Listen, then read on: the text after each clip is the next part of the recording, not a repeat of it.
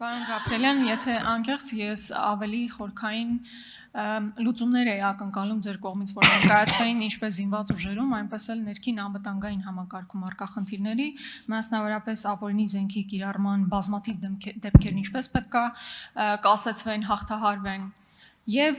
նաեւ զինված ուժերում տեղի ունեցողի վերաբերյալ Զարուհի Բաթոյանն այդ հարցը հնչեցրեց, բայց ես ուզում եմ եւս մեկ անգամ այդ հարցը հնչեցնել, բայց ակնկալելով կոնկրետ պատասխաններ։ Պարոն Գաբրելյան, միայն 2026 թվականին 7 ամիսների ընթացքում ոչ մարտական պայմաններում ունեցել ենք 8 մահ։ Սա ուղղակի խայտարակություն է։ Ես ուզում եմ դուք ձեր պատկերացումները ներկայացնեք, թե այս ողբերգական իրավիճակը ոնց կարելի է հաղթահարել։ Մի քանի կետերով։ Ես իհարկե հասկանում եմ, որ լուծումը շատ պարզ չէ, պարզունակ չէ, ավելի կոմպլեքս լուծումներ են այստեղ անհրաժեշտ, բայց քանի որ դուք առաջիկայում հավանաբար 1 օր հետո կլինեք պրոֆիլային հանձնաժողովի ղեկավար, ես ենթադրում եմ, որ դուք ունեք արդեն այդ պատկերացումները, այդ խնդիրները ոնց պետք է հաղթահարվեն։ Եվ այստեղ նաև ես ուզում եմ դուք անպայմանորեն խոսեք քաղաքական պատասխանատվության մասին։ Տեսեք, Ազատ գյուղում ողբերգական 15 մահից հետո նույնիսկ որևէ քաղաքական պատասխանատվության դրվագ չի ֆիքսվել։ Ոչ մի քաղաքական հրաժարական այդ առումով չի եղել։ Եվ այստեղ ես ուզում եմ ձեզ հետ զուգահեռ անցկացնել, ոչ թե հակադրության մասով, այլ ուղղակի երևույթների քննարկման մասով։ Երբ որ նախորդ խորհրդարանում դուք ձեր падգամավորական մանդատը վայր եք դրել, հավանաբար падգամավորին ոչ վայել վարքագծի դրսևորման բերումով, դա քաղաքական դիրքավորում էր, քաղաքական պատասխանատվության դրսևորում էր։ Հիմա երբ հերթը խոսքը հասնում է նրան, որ մենք ունենում ենք զինված ուժերում մահերի դեպքեր, ողբերգական մահերի դեպքեր, այդ դեպքում քաղաքական պատասխանատվության որևէ դրսևորում չի լինում։ Ես ուզում եմ նաև իսկապես դուք խոսեք այս քաղաքական պատասխանատվության ինստիտուտի մասին։ Շնորհակալություն։ Շնորհակալություն Տիկին Գրիգորյան։ Քաղաքական պատասխանատվության ինստիտուտի մասով ես կարծում եմ Հայաստանի Հանրապետությունում ընդհանրապես ստեղծումից ի վեր ինքը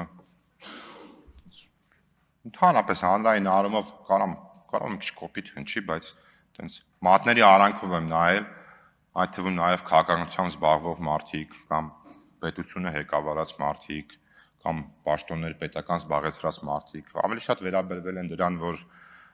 խոսքը բարձրաձայնում ենք, պատասխանատվությունը ստանձնում ենք, բայց երբ որ գալիս է կերելու ժամանակը,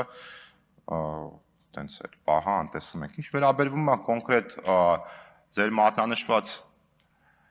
խնդրին առայն, որ զինված ուժերում կան խաղաղ պայմաններում զոհեր, ես չեմ կարծում, որ ձեր հարցադրումը, որքան որ դուք ինձանից պահանջում եք ուղիղ եւ պարզ պատասխան, առավելևս որ գիտեք, որ մեր խնդիրը նախ եւ առաջ այն չէ, որ ինչ որ մեկը պատասխանատվություն կրի։ Մեր խնդիրը նախ եւ առաջ այդ իրավիճակը շտկելն է եւ նմանատիպ դեպքերը կանխարգելելը, աշխատելը այդ ուղղությամբ, որ մենք ընդհանրապես նմանատիպ դեպքերի մասին չխոսանք։ Եվ այդ կոնտեքստում մենք Պաշտպանության նախարարության մենք գործընկերների հետ ազգային ժողովի падգամավորի մանդատի շրջանակում վերահսկողության, բայց ալի շեշտադրեմ, հետևողական վերահսկողության շրջանակում մենք պետք է այդ ուղղությամբ աշխատենք եւ հասնենք նրան, որպեսզի մեր զինված ուժերում չենք գուցե եւ չկարողանանք ընդհանրապես բացառենք, որ խաղաղ պայմաններում մահեր չունեն, որովհետեւ բոլորը հասկանում եք, չէ՞, ինչա իրանից ներկայացնում բանակը։ Իշքան էլ մարդիկ ասեն, ես գիտեմ, օրինակ Սերյան Օհանյանը ժամանակին ասել է, որ բանակը մի նկարագրեք որպես մեր հանրության խտացված պատկեր, բայց ոչ մեր բանակը հենց խտացված հանրության պատկերն է, որովհետեւ դու ծառայության ժամանակ հանդիպում ես մարդուն եւ իր արժանամակարգին եւ որակին, որը որ կարող է կյանքիդ ընթացքում երբևիցե չհանդիպես։ Կարող է այդպես ստացվի, երբևիցե չհանդիպես։ Հենց այդ առումով ինքը բավականին խտացված։ Կրկին ասեմ, Տիկին Գրիգորյան, ես եւ Տիկին Բաթոյանի եւ ձեր բարձրաձայնած հարցը բանակում խաղաղ պայմաններում զոհված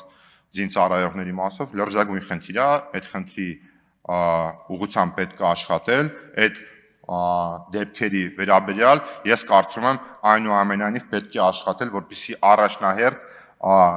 կանխարգելող ֆունկցիաները աշխատեն այդտեղ, ոչ թե որ մենք իդեպ այդտեղ այդ դրան էլ եմ անդրադառնալու տասկից, ինչպես խոսվեց նաև պրոակտիվ եւ ռեակտիվի մասին, այդ երևի տենց հայրի ամենատենց ընդհանուր մեր հավաքական պատկերի ամենամեծ խնդիրն է, որովհետեւ մենք շատ ու շատ, եթե չասեմ դեպքերի մեծամասնության մեջ ռեակտիվ ենք, այլ ոչ թե պրոակտիվ։ Դրա համար շատ ու շատ դեպքերում մենք արձագանքող ենք, այլ ոչ թե կանխարգելող։ Արձագանք Պարոն Գաբրելյան, տեսեք, վերջին մահը, որ արձանագրվեց բանակում, Նարեկ Թորոսյանի ողբերգական մահն էր, եւ Պաշտպանության նախարարությունը նույնիսկ հատկապես առաջին մի քանի օրերին, հետո չգիտեմ համապատասխան հաղորդագրությամբ հանդես եկան թե ոչ, բայց սկզբում ընդհանրապես որևէ դիտարկում այդ առումով չկար, ցավակցական խոսք, արձանագրում, որ նման ողբերգական մահ կա, դա եւս վերաբերմունք է եւ զինծառայողին, եւ նրա ընտանիքին։ Երբ որ ասում եք հասարակություն, բանակ, ինքը խտացված պատկերն է հասարակության, միգուցե տեսականորեն ճիշտ եք ասում, բայց բանակում խստացումները, սահմանափակումները իրանք շատ ավելին են, քան հասարակական ազատ հարաբերությունների տիրույթում, երբ որ դիտարկում ենք։ Այսինքն բանակ ունի այնպիսի վերահսկողական գործառույթներ, որ չի կարելի նույն հարաբերությունները համատել ազատ, ոչ բանակից դուրս հարաբերությունների հետ։ Ես իսկապես կարծում եմ, որ այո, մենք պետք է մտածենք ինչպես կանխարգելել։ Ես իմ հարցը մեծ հաշվով հենց դրա մասին էր։ Ինչ անել, որpիսի մենք ոչ թե հետո այս ողբերգական արձանագրումները անենք, այլ ինչպես կանխենք։ Բայց եթե անկեղծ դրա հատուկ պատասխան չլսեցի էլի ձեր կողմից։ Շնորհակալություն Տիկին Գրիգորյան, հենց այդ հարցը չեք կարող լսեք դրա պատասխանը, որովհետև դա կոմպլեքս գործառույթ է, բա դրա մասին ենք խոսում, որ դա կրթության հարց է, դա գիտության հարց է, դա դաստիարակության հարց է, բայց դա այդ կոնտեքստում նաև չեմ ուզում ասեմ, որ ես ներքին համակարգային խնդիրները բանակի գցում եմ, այսպես ասած, կները կարող կոպիտ եմ արտահայտում, հասարակության դաշտել, այդ խնդիրները փոխկապակցված են իրար հետ։ Պետք է գնալ իրար հետ աշխատել, հասկանալ ոնց այդ խնդիրները լուծել, որտեղ այդ խնդիրները նոր չեն, իրանք մշտական են, ապագայում կարծում եմ լինելու են նաև եւ